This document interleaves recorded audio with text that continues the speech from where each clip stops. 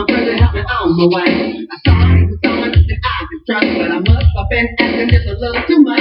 Before I could even leave my room, I was the talk of the town by the afternoon. Everyone second on the glory and added their own a little twist to the story. And by the time I got a back from me, it grown a much bigger than I should say. My lady came knocking at my door. Then she said to me she didn't want me no more. I didn't know what to say or do. Somebody took a lie and made it come true. Why do we spend such devastation, hurting each other all across the nation? If we're all the same, why do people play games? We live our lives in days, running in and out.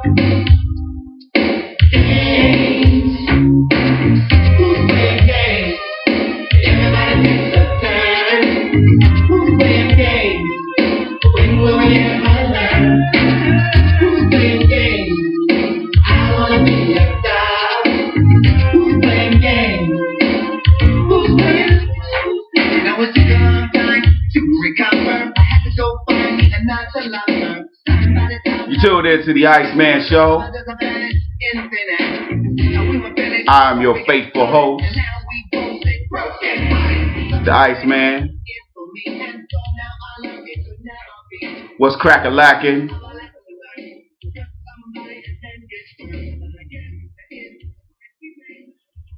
Let's get into this, y'all.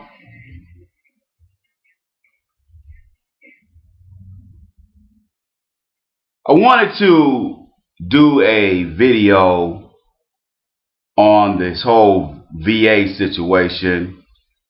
I wanted to take a break from my research with the Super Duper White Guy 3 Tales of an Internet Hole video that I am putting together for the paid subscribers, and I wanted to do some justice on this whole VA situation. I promised my fellow disabled vets that I would do something, and I just wanted to put my whole spin on the whole VA situation. The VA is a multi-billion-dollar agency, federal agency.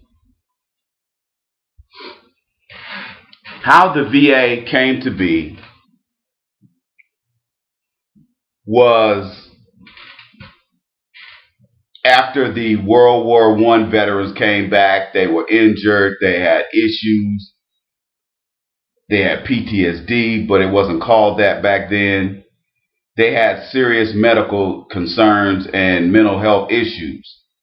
And they camped out in front of the White House until the president at that time got a bill through Congress to start giving war veterans benefits. And that's how the Veterans Administration came to be. Well, Veterans Affairs. Their budget is well over $100 billion. If you add up all of their medical, mental health, and other benefit programs like the VA Guarantee Loan Program, as well as other programs,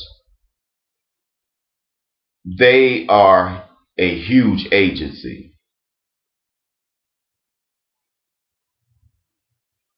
But there are certain operations that takes a lot of the money. Now, you have to understand something.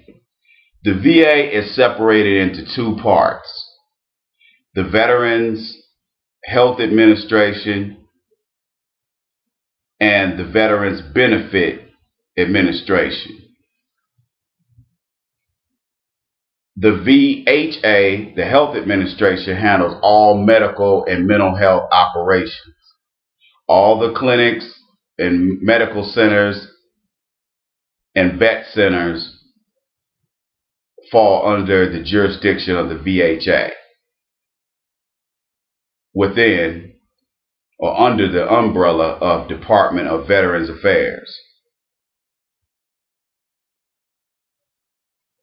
The VBA, which is the Veterans Benefits Administration, is the claims side of the house, the VA Guarantee Loan Program, and other ancillary administrative programs that are not connected with the medical operations side.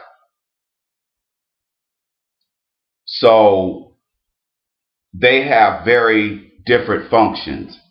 The VBA is one of their main functions is the claims processing for disability compensation and pension claims. Just to educate you all, disability compensation is a benefit, living benefit, that is paid to men and women, veterans, who have sustained an illness, injury, Purple Heart, which is being shot or stabbed, or sustained a bomb injuries from shrapnel, but it also includes some other things, some other types of injuries that are considered combat related, or illnesses that may have been pre-existing but were exacerbated by military service.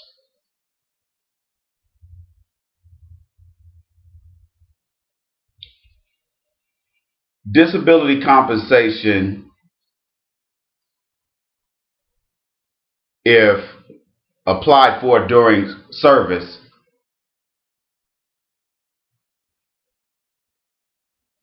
usually starts 90 days after the veteran separates from the military, although some people, depending on how lucky they are, may begin to get benefits right the next month after they separate from the military.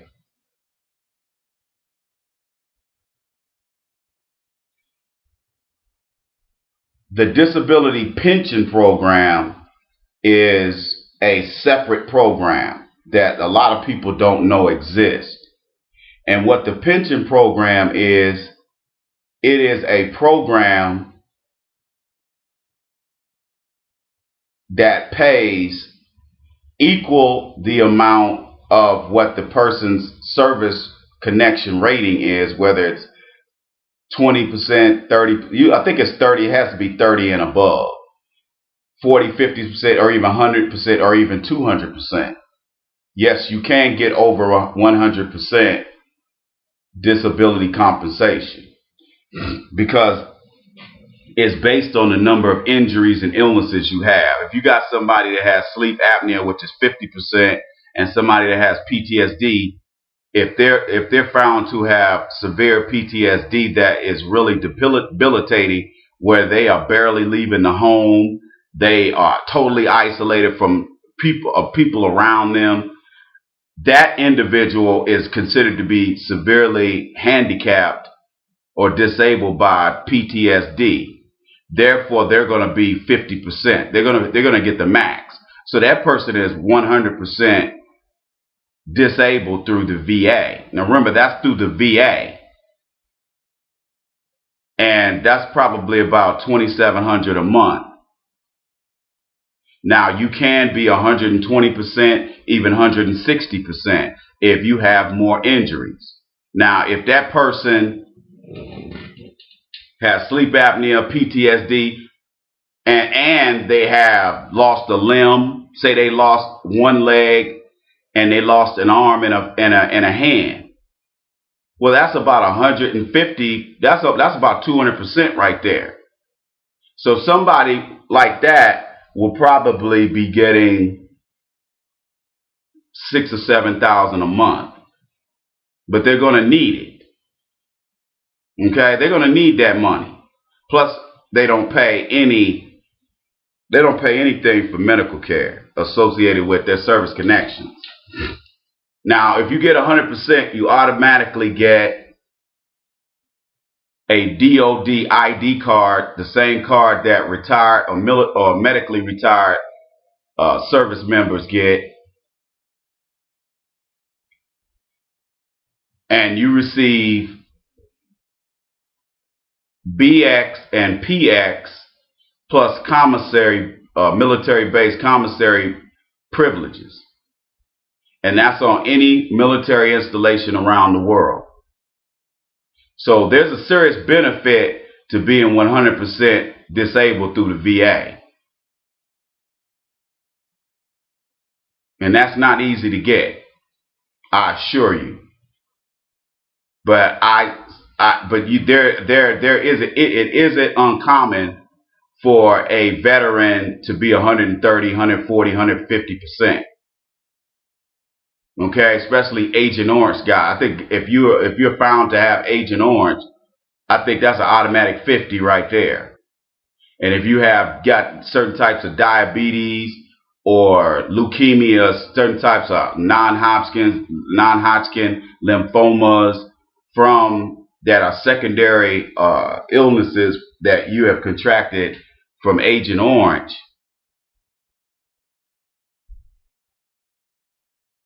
that's 150, 200%. You're going to get service connection for all that stuff. Type 2 diabetes or non-Hodgkin's lymphoma, that's like 50% right there. Okay? So we're talking about some serious money. We're talking about a lot of money over time. We're talking about, somebody at age 30 that starts benefits, and if this person lives, if based on actuarial science, this person lives to their 80, that's $4 or $5 million in benefits, plus the medical. Well, that's not including the medical. So obviously it's in the best interest of the VA to try to deny as many claims as possible.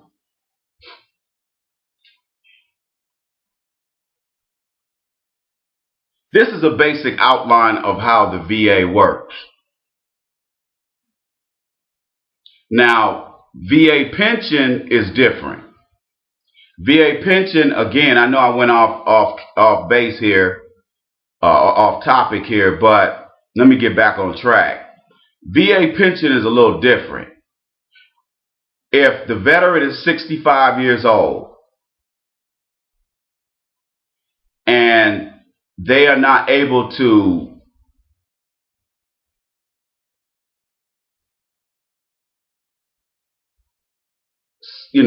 financially care for themselves with what they're getting from the VA,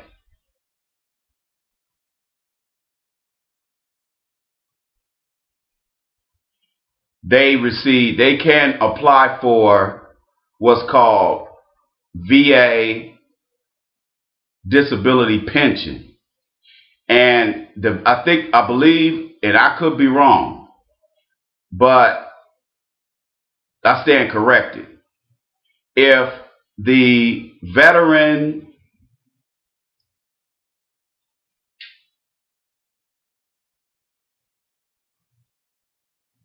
gets the pension,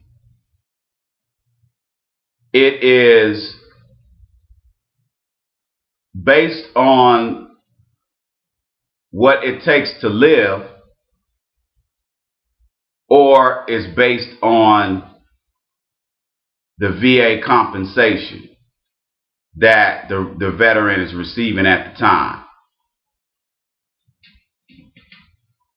Basically what it is different money, same purpose. The pension is different in that you don't have the same benefits. I think if they take the pension, they may or may not lose their military base privileges. But I'm not sure about that. You got to understand something. The VA gives this little thin ass fucking book that's probably about 100 pages, less than 100 pages. And this book does discuss a lot of the basis and what goes on as far as the what programs they pay, what military conflicts they pay for, and all of that kind of stuff. All of that is in that book. But a lot of the legal stuff, especially what they base how they pay or how they pay our individual claims, we don't get access to that. A lot of the legal stuff that the VA applies to our situations. Unlike a lot of situations, we just don't get access to that information. A lot of people assume we do, but we really don't. Anyway, what the VA does is they pay this pension out if you're 65 or if the person is living below the poverty line and they need and their employability is 100%. Now, there's a lot of ways to get paid through the VA, and I don't know all of them. I'm not even going to front. But I will tell you this.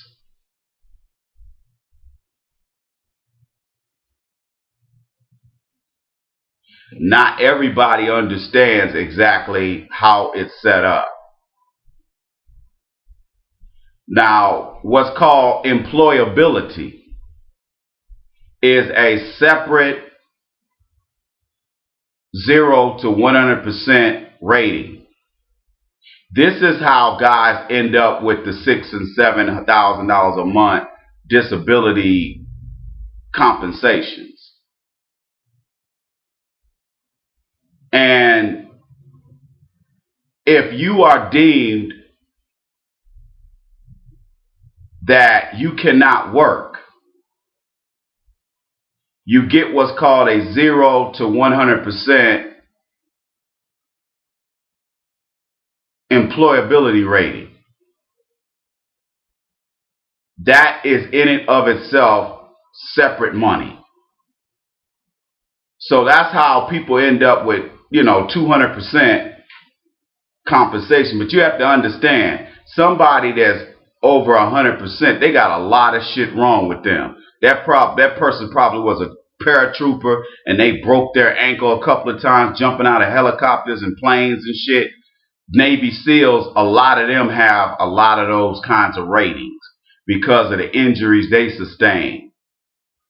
Like that dude, Soul Survivor, the dude that Mark Wahlberg did the movie on him that's out right now with the Navy SEAL.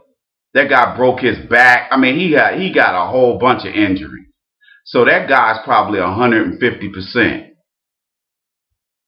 Okay? Which is why he's sitting real good right now. In addition to what he made off his book and intellectual property rights of the movie. Because it was based on his book. Anyway, when those guys get broken up like that, the VA has to pay a lot of money.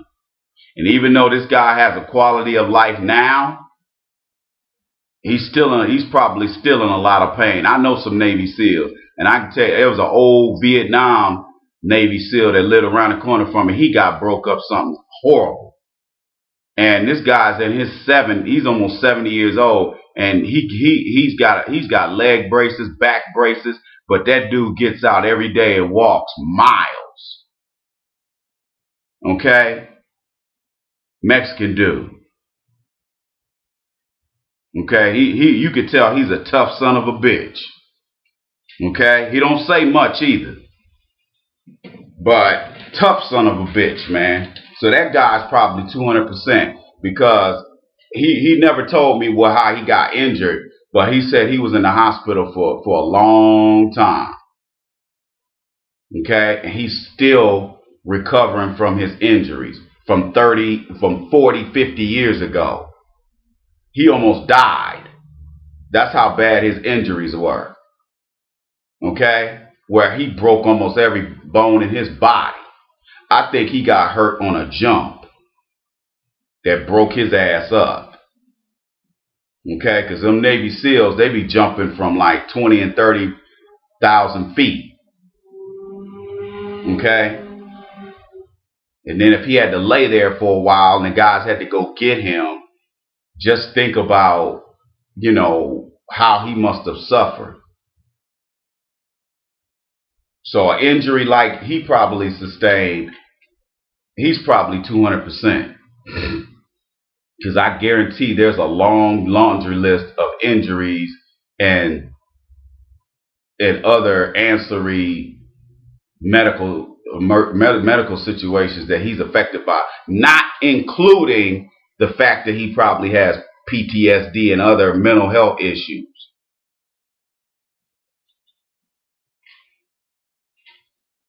But that's the VA disability pension. And again, those of you who are vets and you're interested in the VA pension, it's an either or situation. You either have to be 65 and over or you have to be deemed unemployable and you have to have some financial issues where you're living below the poverty line. That's how that works. But the benefits, I'm not clear on it because the book doesn't talk a whole lot about about the pension. It doesn't talk that much about it on there. Okay? And the VA just they don't give you a book that has all their bylaws and laws in it. So we're kind of screwed. Anyway, these are the benefits afforded to veterans if they run into situations where they acquire an illness, become injured, or they receive a Purple Heart. And you don't have to be a combat vet to get disability compensation. I know men and women who were in really bad car accidents stateside and end up getting 80% because they almost broke their necks in a car accident on base or in an Air Force or Army or Marine or Navy vehicle.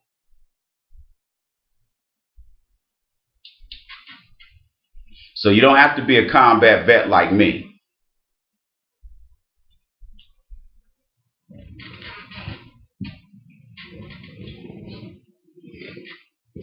What is going on with the VA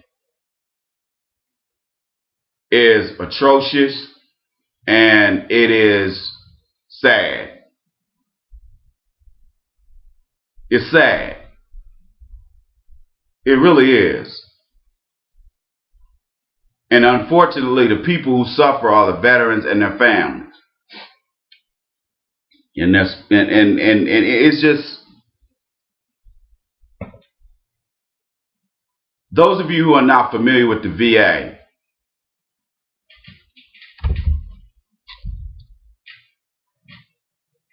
it has been common knowledge amongst old veterans like myself that the VA plays little games with treatment as well as the claims benefits or the application thereof. And basically what the VA has been doing, and they obviously, as a matter of fact, the Atlanta VA has been accused of it. What they do is a lot of times medical personnel within the medical system and the clinic systems will delay treatment, especially costly treatment, to save the VA money. And so what they do is if you have a Vietnam era veteran, and a Vietnam era veteran is probably going to be, his age is probably going to range from early 60s to 70, maybe even 80. And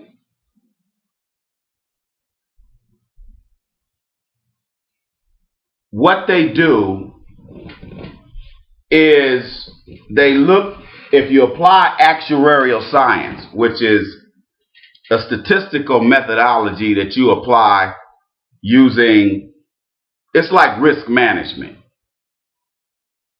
And they use it in the insurance industry all the time. And basically what they do is they factor the person's age, health, and some other factors, mitigating factors. And they come up with an equation that gives them an idea when this person may die. So basically what you're trying to ascertain is what the insurance agency may have to pay in a policy and benefits. That's how they do that. And so what they end up doing is putting these people on lists where they can figure out when this person may die. So if this person is waiting for a heart transplant, or they're waiting for some type of open heart surgery, or whatever the case may be, you have to understand, you really have to understand how much this is going to cost. A transplant can cost $500,000. Okay? And that's on the low end. $500,000. Awful lot of money, people.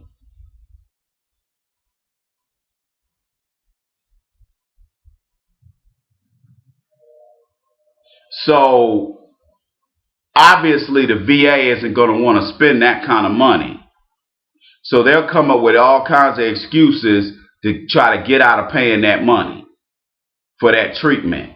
So if you got a guy who's in the high risk group where he is a smoker, he's 62, 63 years old, he's been exposed to Agent Orange, and he's already barely getting around based on his medical examinations. Well, it's pretty much highly likely that this guy can kill over at any time. So this also factors into the VA claim side, where if you have a Vietnam era or World War II era veteran who's still languishing in this life, and I mean, this guy is 70, this guy is 80, 90 years old, and he's still trying to get a claim you can pretty much figure that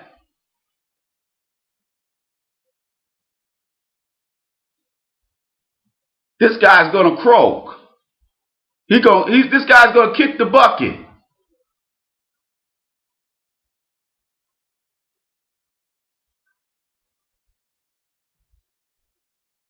He's going to kick the bucket. So why don't we hold back on paying? Let's hold back on paying this guy. You don't just settle a claim with an 87-year-old man or woman. So they're going to come up with every excuse in the book to go beyond that 125-day settlement deadline. Every VA claim that is either an appeal, that is an appeal, has to be settled by 125 days. Now, guess what? There's no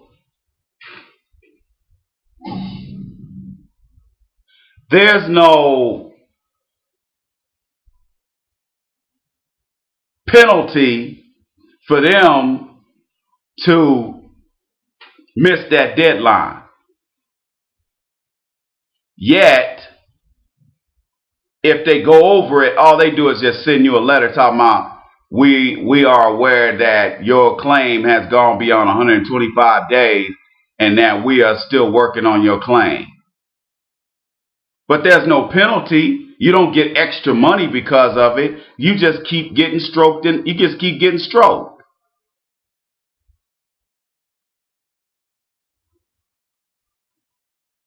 But these are the games that they play. Because you have to understand something. If you have to look at how VA claims, how many veterans give up. A lot of times what veterans do is they wait till they start having health or mental health issues after they get out or they retire, and then when their body starts breaking down on them when they get in their 30s, 40s, and 50s, or 60s and 70s, what they do is they say, wait a minute here, this stuff, I got injured when I was in the Army. Wait a minute, I need to file a claim. And then that starts the claim process. And they file a VA form 21-526. Or now you can do a fast track application online at ebenefits.va.gov or .dod.gov. And that starts the process. So obviously, if this man or woman is a poor record keeper, because they ask you for all your medical records and service records that deal with your health situation. If you don't have that, they are going to deny your claim. Then what you do is you apply for an appeal. Guess what? Based on the statistics that I found, 60 to 70% of veterans who are denied the first time for a claim usually do not appeal. That's very important. Keep that in mind, vets. Keep that in mind, those of you who are currently serving in the military. Think about that for a second. If you get denied, most vets who get denied do not appeal because they don't want to keep going through that process, because they're brokenhearted from the VA. They feel like the VA has sold them out and has abandoned them and not carried their responsibility. Well, you have to understand, the agency that you were serving under was the DOD. in your respective military branch, not the VA. The VA is a separate agency. And you have to take those records, hopefully make copies of everything you have, and then you send those copies to the VA. But you also need to send all your treatment records and medical records from when you started seeing VA, started to be seen at all VA facilities, whether it's the vet center, the clinic, CVOC clinic, or one of their many medical centers.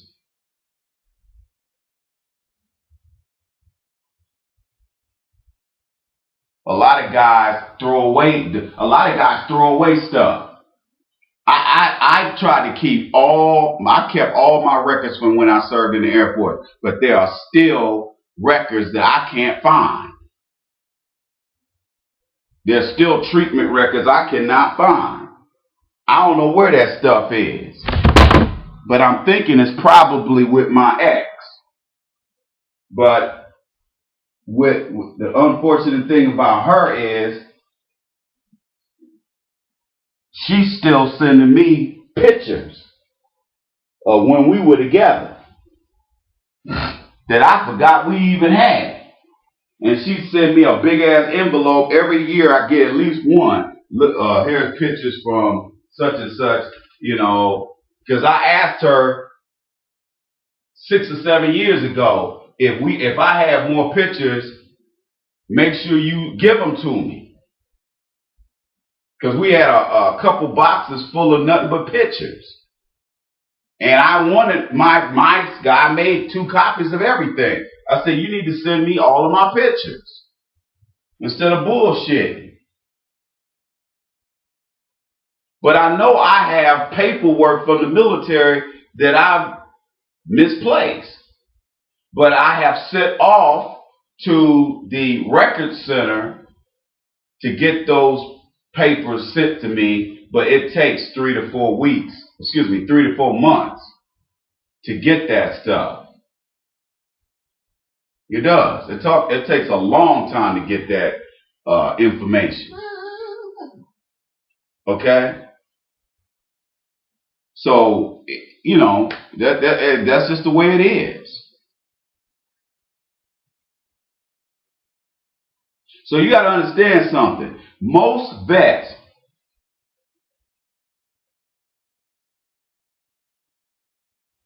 who file for claims and they get denied, you're gonna get denied for some stuff. 50 to 60% of these guys don't appeal, and the VA knows that. So what they do is they bank on that. I have some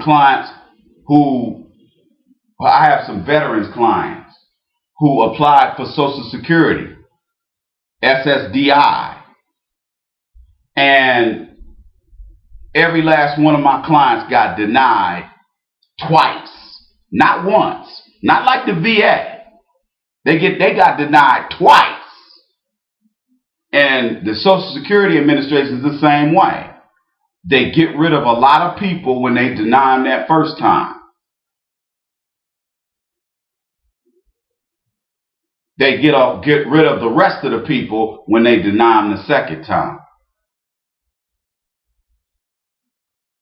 Very few people, veterans and non-veterans, survive to the end with Social Security. As a matter of fact, Social Security, SSDI, and SSI are considered to be harder to get.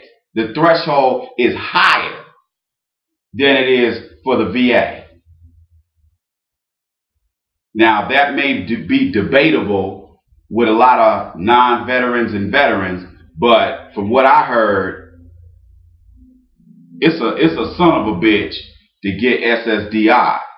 So you have to understand what kind of tenacity you need to have if you're going to start this process. You can't be no bitch and apply for SSDI and SSI through the Social Security Administration and Veterans compensation and pension through the VA. You can't be no bitch, dude, because you might be sitting around for years. Now, let me give you some quick examples of how the VA has improved over the years. I had a relative who's a disabled veteran who informed me about a couple Vietnam vets. One guy he's a Hispanic guy, and the other guy was a white dude. Both of them were Marines. Both of them fought. Both of them did 1 or 2 tours in Vietnam. Both of them have severe PTSD, where they came back and just climbed in that bottle and never climbed out of it. But they did go to the VA when they got back, and they applied for benefits. They were denied for everything. PTSD, Agent Orange, all that shit. They got denied for everything. And luckily, they appealed. And what they used to do back then, when you appeal through the VA, it goes to 2 places. It goes to the regional office that serves your city, county, and state, or it goes to the Board of Veterans Appeals, which actually has a sitting federal judge or judges. Now, what the VA will do is they'll try to settle this at the regional office level. And what they'll do is they'll do what's called a video conference appeals hearing, or you can go directly to the regional office yourself. And they'll actually have you in this room, and the board of there'll be some kind of administrator at the regional office level who will conduct this hearing. And basically the person is going to be a VA lawyer. And they're going to conduct the hearing, and you're either going to present additional evidence. And by the way, you can have a DAV representative sitting there with you. And I stand corrected if you can't. But from what I've been told, you can. And so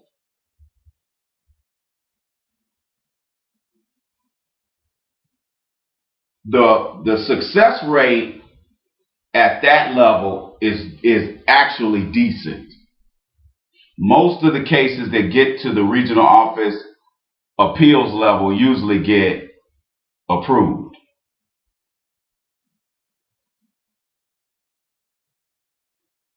If it goes to the Board of Veterans Appeals, now if you get denied at that level, which does happen, then it goes to the Board of Veterans Appeals. Now, they lie and say that it goes straight to the Board of Veterans Appeals. It does not. Because I have a frat brother that works for one of the regional offices. And according to him, he's a manager at a regional office. He said that the way it works, he said they try to settle it at the regional office level first. And if the person does not like the outcome at that level, then it goes to DC, to the Board of Veterans Appeals. And you can either travel there or do a video conference. They will not pay for you to travel to DC. They will not pay for your hotel either. They will not pay for your lodging. So unless you got a couple coins in your pocket, I would not even think about going to DC. Now, if they do reimburse, if you win, I don't know whether they do it or not. That's something you need to check into. the success rate at the Board of Veterans Appeal is very high because they said a lot of those judges feel like now they're able to put the claim with a face. Because even if you do video conferencing, it shows your face. And that is definitely the time to get your Angela Bassett or Denzel Washington on. I have several clients who told me they had to break into their best Denzel impersonation. And I'm not talking about Training Day. Okay? I ain't talking about King Kong ain't got nothing on me. That ain't gonna get it for let me just tell you, that ain't gonna get it for you, player. So when you get to that level, those judges usually say, man, we're just gonna give this guy his money. We ain't gonna hold this dude up. Especially, again, once you humanize the claim. Because you have to understand something. When claim representatives are at the regional office level, they don't know who the fuck you are. All they see is a fucking claims number. They don't know your history. They don't know your issues. They don't know shit. And that's why it's the job of you. It's your job when you do your statement of case, you need to, even if you have to make that damn thing 15 pages, you need to explain all your whole situation. You need to explain everything. I had a client who we tried to help get VA compensation, and this dude, his paperwork wasn't done right because he went through some state VA agency, and them guys didn't do his paperwork right. So obviously we had to redo when we set up when we had to redo his appeal. We had to include all this information. You have to understand something about these claims representatives. They are not medically trained, yet they are the last line of defense for the VA. And I know what you're thinking, ICE, how can these motherfuckers be approving medical and mental health claims and they don't have any kind of medical background?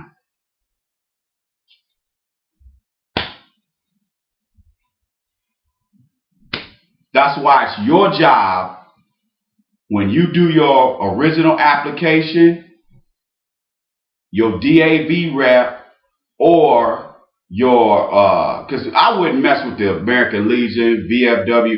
Those agencies those representatives don't do a very good job of representing veterans like the Disabled American Veterans Association does. The veteran service officers with the VA, with the DAV, they are the best trained. And they're the only agency that the VA really respects. Don't go to none of them other agencies. Because I get guys get vets sending me emails all the time talking about, hey, ICE, if you think it's okay to go to the American Legion, hell no. Don't go to them dudes, man. They might only have 1 or 2 guys over there and they're not well trained. Not as well as DAV. So I wouldn't even fuck with them.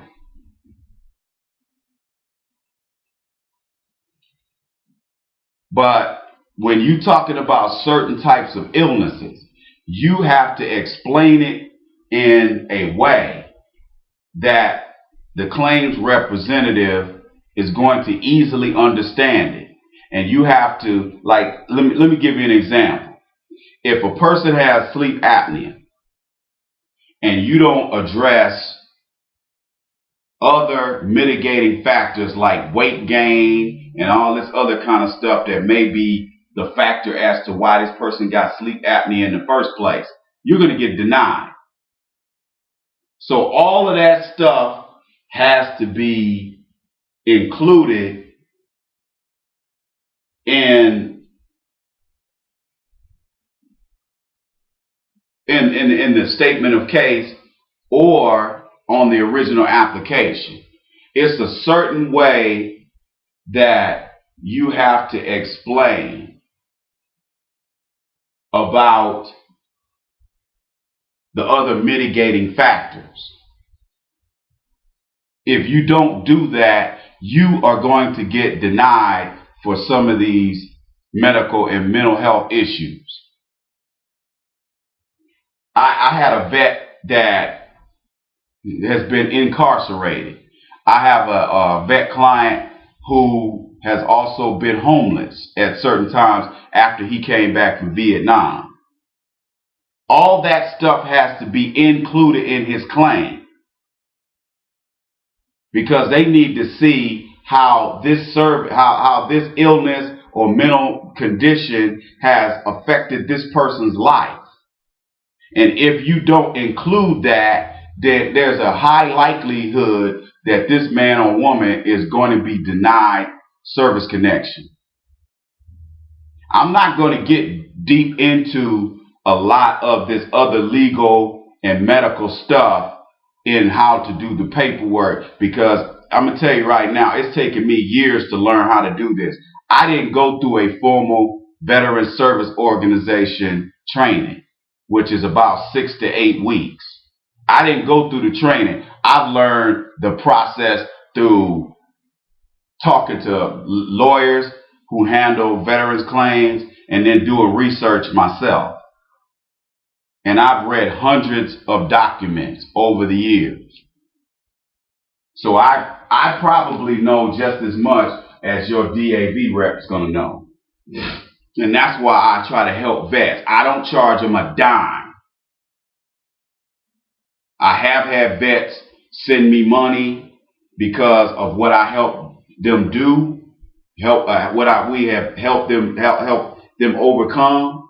But that's only kind of like as a peace offering, like, here, brother, I know you said you don't accept money, but here.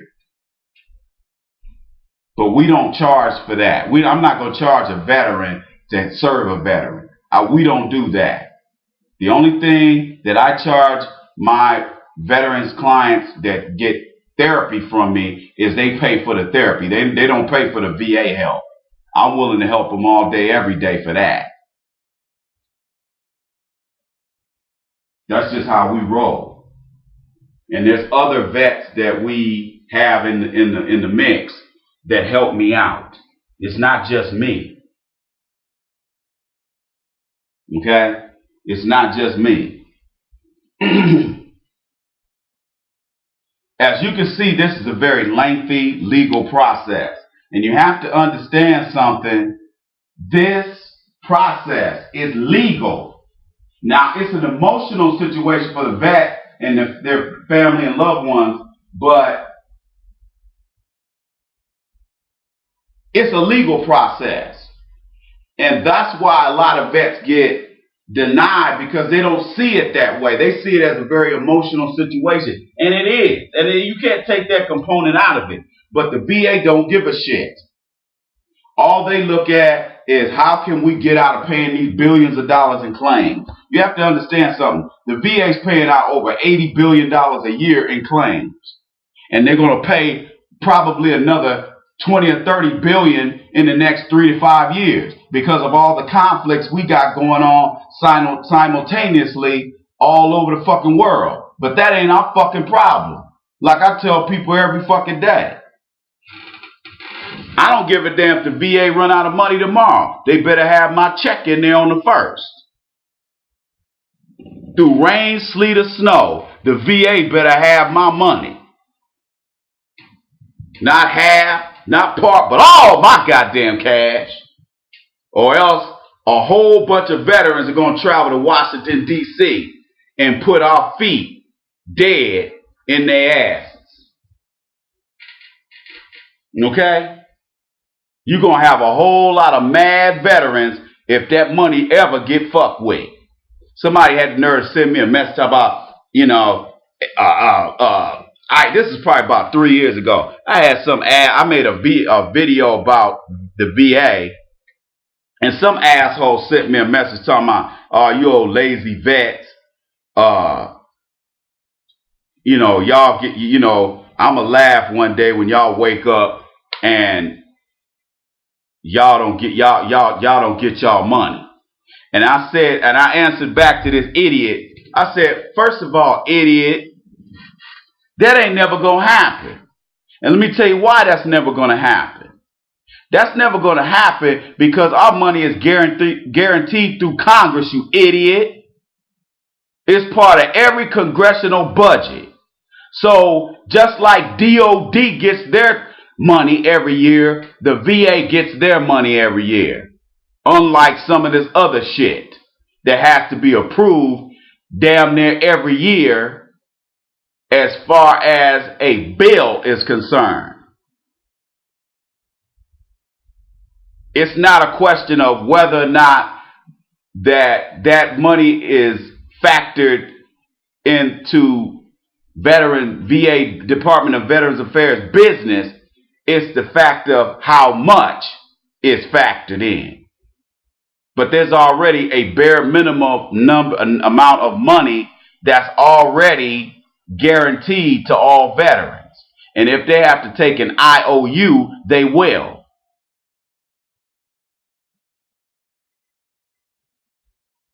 Let me get back to this whole situation with Shinseki and this whole debacle that's going down with these guys getting denied benefits. As I stated earlier in this lecture,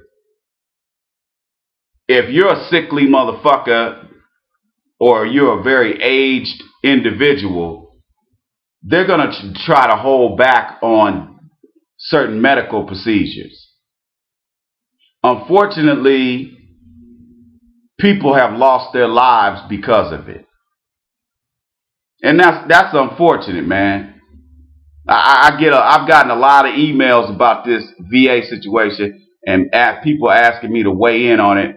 And I'm telling you, man, let me tell you something. I have dealt with the Phoenix VA. And I'll tell you right now, those people are the biggest assholes I've ever dealt with in my life.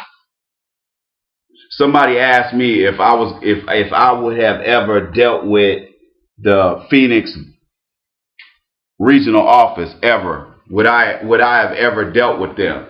And I said I purposely did not want to file a claim when I lived in Phoenix.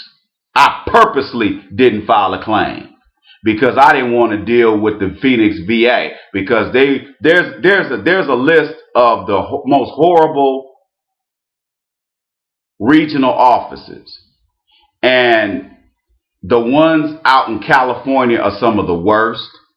Phoenix is one of them, and the Houston regional office is one of them, and also the Atlanta regional office is one of them. And a lot of people ask me, I had one veteran ask me, he said, Ice, why is it that it takes so long to get a claim through the VA? First of all, you got to understand something.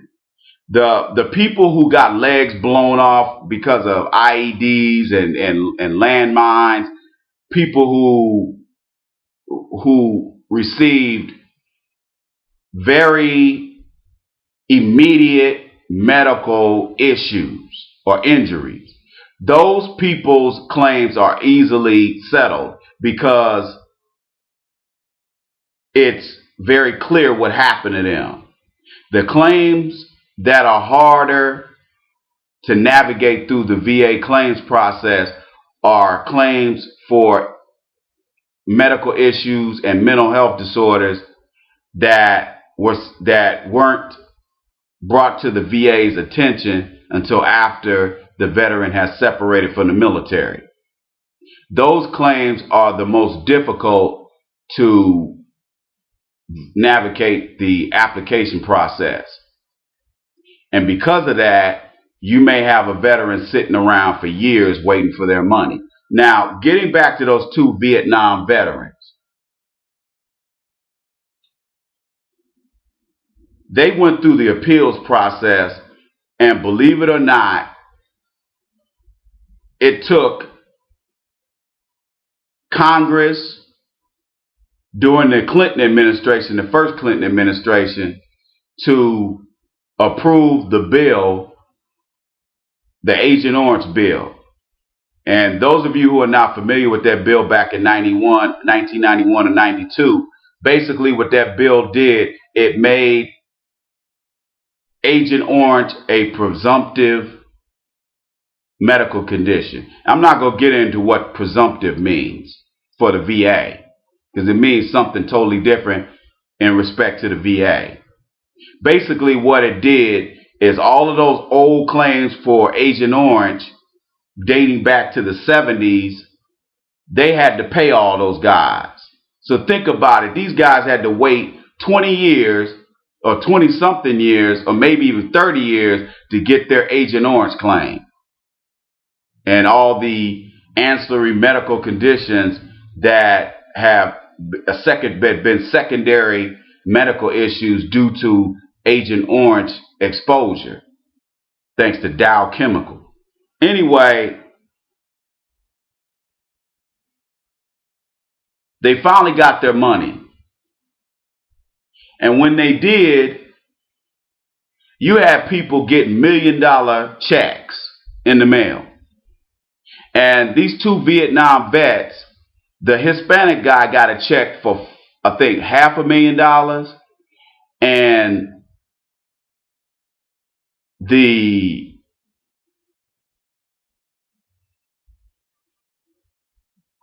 white guy got like $800,000 or $900,000. This is tax free, by the way. And so the Hispanic guy was real appreciative that he got the money. But he said, look, I'm in my 60s. But he said he gave a lot of the money to his kids, because he said he beat his kids during the time he was raising his kids, and he took a lot of his anger out on them. And what he ended up doing was, well, actually, a couple of his kids actually went to the military after they moved out of the house. And so he paid to get, mental health services for his kids. He gave his kids, money so they can buy houses and all that kind of stuff. And he just took a little bit of the money and remodeled him and his wife's house. But he said he had been through hell. And he put his kids through hell. But he felt like finally he got some retribution for going to Vietnam. But another thing that's an issue with the VA is what a lot of you have to understand something. Registered nurses, nurse practitioners, and doctors and mental health therapists, they get bonuses. They get bonuses for playing these little games. Did y'all know that? They get bonuses. And what a lot of veterans are saying is, why in the hell is the VA paying out bonuses anyway? That's total bullshit.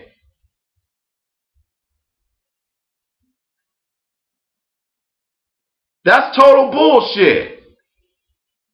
How is it that these people are getting bonuses? Bonuses for what? These doctors in the VA are already making $150,000 to $250,000 a year, and they're getting bonuses on top of that. So there's an incentive for them to deny surgeries and medical treatments. You have to understand something. What a lot of times with the VA, what they do is they do the bare legal minimum they have to do to treat a veteran. And unfortunately, a lot of vets don't know any better. And let me just say this.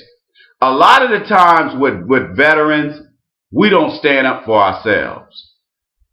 And a lot of veterans get fucked over because they have that sheep mentality. They come up in there, they let them doctors treat them any old kind of way. They let those nurses treat them any kind of way, and they let those mental health people treat them any kind of way. Believe it or not, a lot of these vets allow a lot of mistreatment, and we have to blame ourselves for that. Because I can tell you, with some of the vets some of the medical personnel that I've dealt with at the VA, I've had some of these people just straight up think they could just, do whatever they wanted to do to me. And I was like, wait a minute here. You know what? I'm not boo-boo the fool. You need to do X, Y, Z. And yeah, I got things done because I raised hell. And I continue to raise hell. A lot of times veterans allow shit to happen to them and then they turn around and complain about it. Well, the best thing to do is get up off your dead ass and be proactive. In the last part of this lecture, I'm gonna cover what veterans have to do to survive the appeals process. So what you guys have to do is you have to look at the VA this way. As a multi-billion-dollar agency, if I had to give them a letter grade, if you look at the total Department of Veterans Affairs umbrella and all that is under it, I would rate them at about a C-. And let me tell you why I give them that high of a grade. I give them that high of a grade because as a large multi-billion-dollar 2-division agency, they have a lot of moving parts. And for them to operate as well as they do is amazing. So I'm not going to beat up on the VA as much as I should. But they do deserve to be beat on a little bit. Oh, they deserve a beat down to a certain point.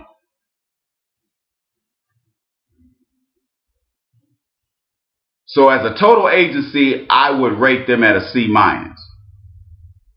Now, you have to understand the main problems to me in the VA system, whether it's the VBA side or the VHA side, the main problem with the VA is the gatekeepers at the bottom level.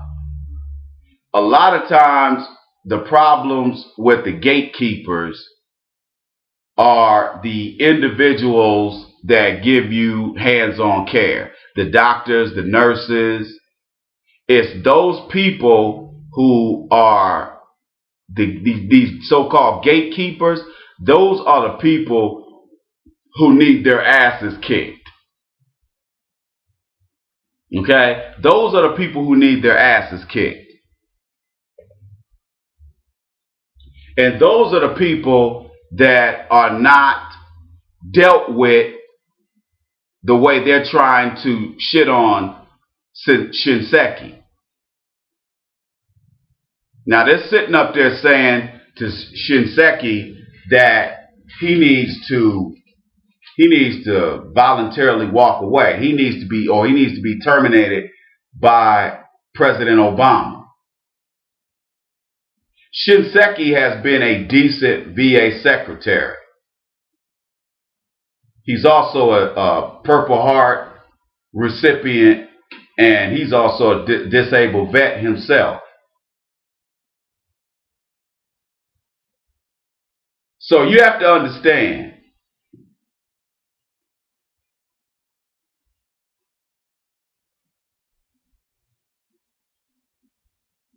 even if they did get rid of Shinseki, it would be more symbolic than it would be effectual. And let me tell you why. Cabinet secretaries are what? Figureheads. They don't micromanage the agencies they preside over. And let me tell you something. I blame President Obama more than I blame Shinseki. And let me tell you why.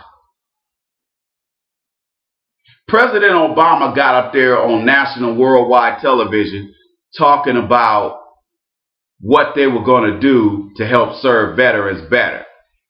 And as we see as a result, there have been some positive changes, very minute changes, I might add. There has been some improvements in the overall VA system. But as I noted within this video, the claims process hasn't been improved all that much since President Obama took office.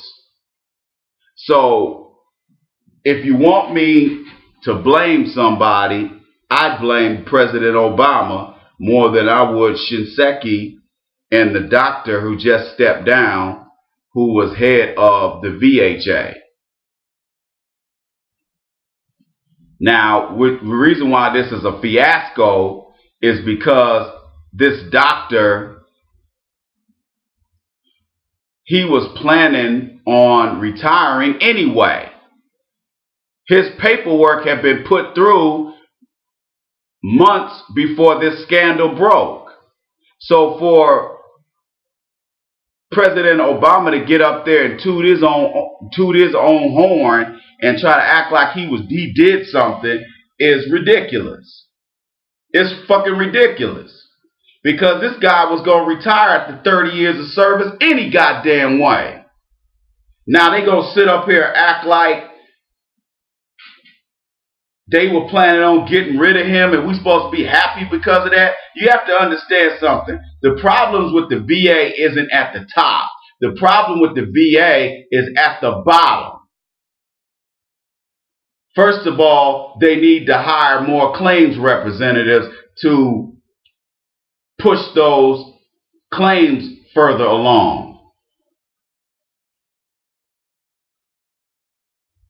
Those claims representatives might have 50 cases they're working on, which is one of the reasons why it takes so long to get a claim through. Now, they have gotten the system down to about 15 months. And from there, they've gotten it down to 13 months. So, as you can see,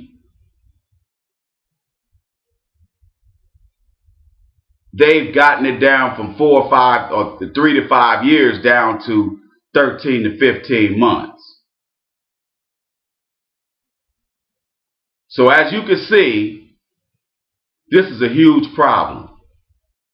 But the reason it's a problem is because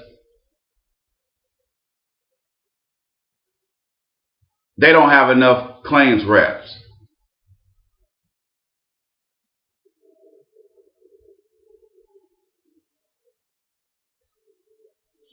The problem starts there. They need to hire more claims representatives. And let me tell you something, the VA doesn't want to expend the money to hire more claims representatives. That's one of the problems. Two of the problems is problems with all federal employees all the way across the board with all the agencies. These federal workers have the I I can't get fired itis. You know that condition. The I can't get fired from my federal job itis. They have very powerful unions, and as a result of that, they can't just fire people.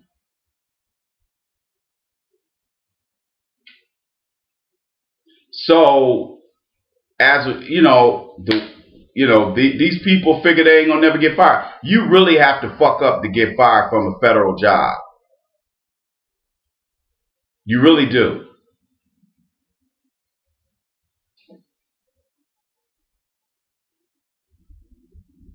So, what you guys have to understand is that process needs to be changed. And they're probably going to need congressional approval to do some of this stuff. They need to hire more claims reps, and they need to push these claims reps to do what they're supposed to do in a shorter amount of time. And they haven't been able to do that.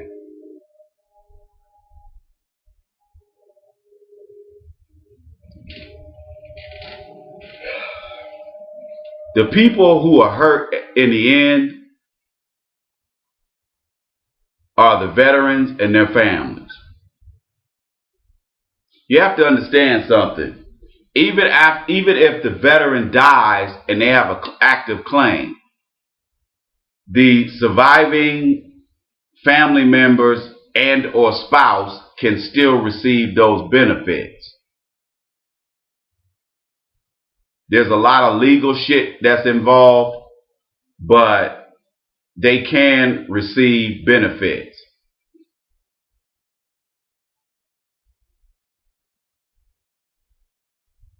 One thing that I want you guys to understand, and this is specifically for the veterans. First of all, hang in there and be patient with your claim. Secondly, some of these claims get denied because the veteran is uncooperative. Let me explain what I mean by that. A lot of times you get veterans who don't send their paperwork in like they're supposed to. If the VA asks you for additional medical records, don't putz around and bullshit around and not send them. A lot of vets are full of shit on that aspect. A lot of vets sit up here and they don't send in paperwork in a timely fashion, and then they get mad when they get denied. They don't go to their appointments like they're supposed to. They don't show up on time. And then they get mad at the VA because the VA is not paying their money.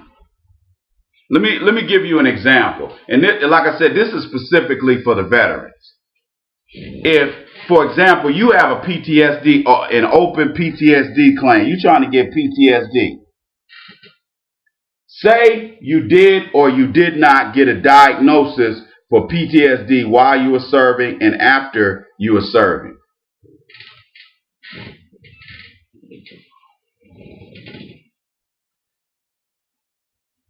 Where a lot of veterans fuck up is A, they don't get the diagnosis to begin with, which is where you got to start. You need to have a PTSD diagnosis either through the vet center, which to me, the vet center counts, but let me tell you who you need to get a PTSD diagnosis from. A VA medical doctor, psychiatrist, psychologist, social worker, or licensed professional counselor. That's a VA employee. Or the same people with Department of Defense.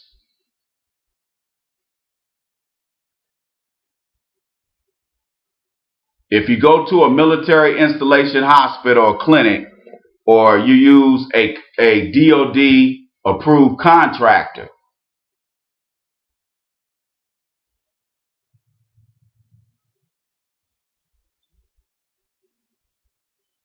they have to be,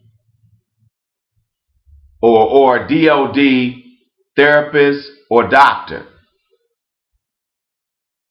They will accept a diagnosis from those people. They very recently started accepting diagnoses from private practicing psychiatrists, psychologists, LPCs, and social workers. So if you got Blue Cross Blue Shield and you get a diagnosis from your psychiatrist, they will accept it. But still, let me tell you something. The diagnoses that has the most weight are if you get a PTSD diagnosis from a VA employee that's a psychiatrist, psychologist, and or social worker. Those are the diagnoses that carry the most weight. Although they will DOD, and then secondly, and then DOD is actually on the same level. Okay? You have to have those or you do not get your PTSD claim approved. So those of you who are trying to get claims to the VA and you're in the appeals process or you're waiting to get your first approval, you have to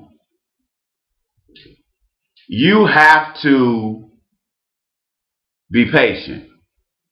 You have to understand you need to be patient, bruh or sis. You got to be patient.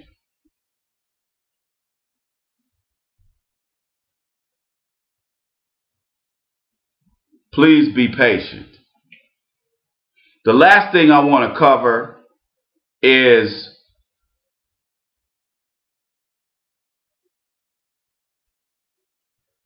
do not hire an attorney to assist you with your VA claim. Let me explain why. If you hire an attorney, they're going to get between 33 and 40% of your money. Why are you going to sit up here and give a total stranger 40% of that fat ass check you getting? Let me explain something to you. It is firsthand knowledge that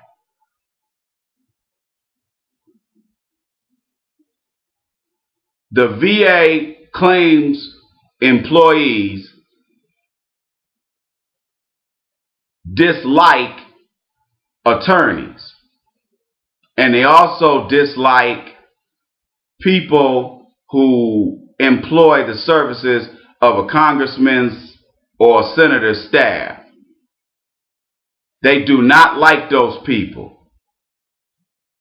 Okay? They do not like them. Do not hire an attorney. They are not going to get you through the process any faster. As a matter of fact, they don't know any more than the veteran service organizations know. You are better off going to the DAV. Do not hire an attorney.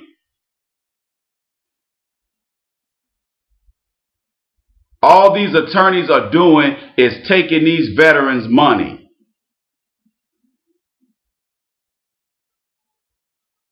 You do not need a lawyer. All they're going to do is complicate the process, and all they're going to do is feed you a bunch of lies that you need them to help you get your claim settled. You do not need them.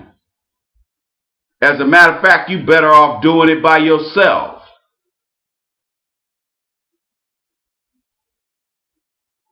I can tell you from firsthand knowledge, do not hire an attorney. I'm glad I didn't. I almost did, though.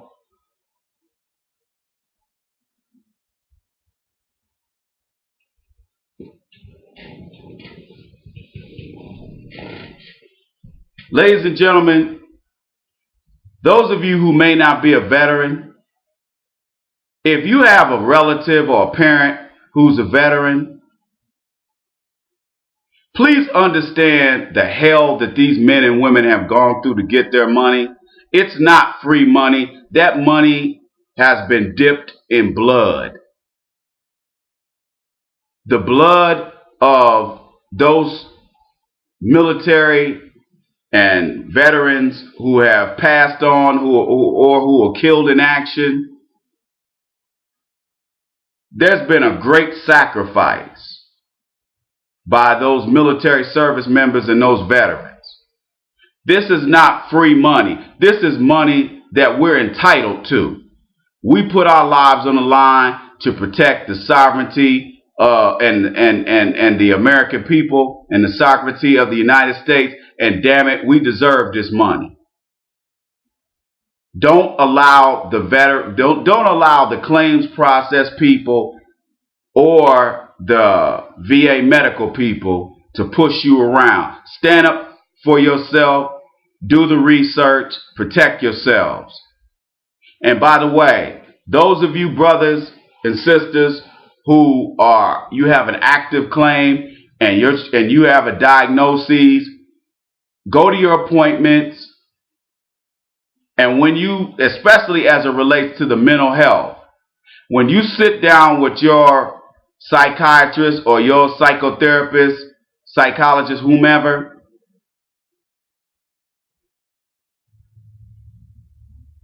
don't go in there telling them you feel great. Because you have to understand something. They're going to write that on your progress note on your medical records. And if you're feeling great almost every time you come in there, you're supposed to have depression or you're supposed to have PTSD. Guess what? That's going to affect your claim. So be careful how you discuss your mental state when you go in there to see your counselor or your psychiatrist.